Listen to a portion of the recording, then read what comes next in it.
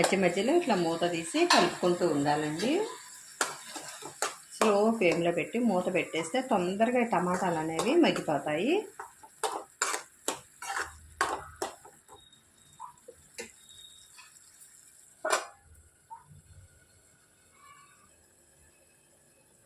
ఒకసారి మూత తీసి చూసుకొని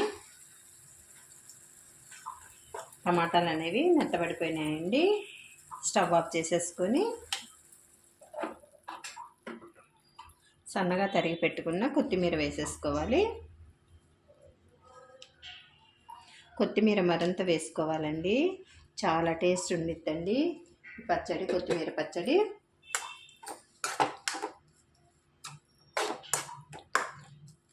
ఆ వేడికి ఈ కొత్తిమీర అనేది మంచిగా మగ్గిపోయిద్దండి. ఈ విధంగా రెడీ చేసుకొని పక్కన పెట్టేసుకొని చల్లార్చుకోవాలి. మిరపకాయలు మిక్సీ పట్టుకోవాలండి. ఈ మిరపకాయలు అనేవి మిక్సీ జార్లో వేసేసుకోవాలి.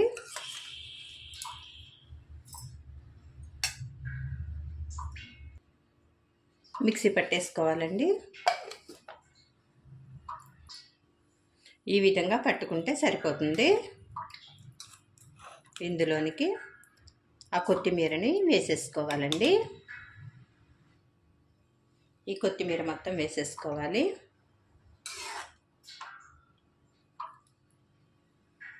వేసి మిక్సీ పట్టేసుకోవాలి.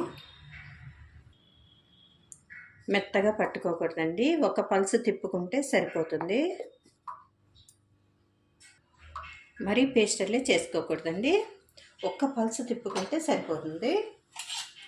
ఇట్లా చక్కగా రోటి పచ్చడిలాగా ఇలా ఉంటే సరిపోతుందండి. చాలా టేస్టీగా, చూడటానికి కలర్ఫుల్గా చాలా బాగుంటుందండి ఈ కొత్తిమీర పచ్చడి.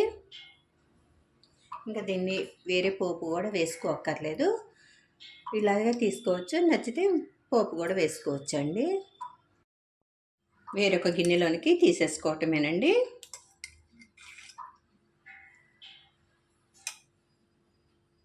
రెడీ అయిపోయిందండి. సులువుగా, ఈజీగా, టేస్టీగా నాటు కొత్తిమీరతో పచ్చడండి.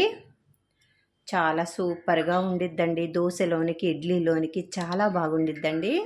మీరు తప్పకుండా ట్రై చేసి చూడండి. ఎలా వచ్చిందో కామెంట్ చేయటం మర్చిపోవద్దండి. లైక్ చేయండి. మరిన్ని టేస్టీ రెసిపీస్ కోసం అంజు రుచులు ఛానల్ని సబ్స్క్రైబ్ చేసుకోవటం మర్చిపోవద్దండి.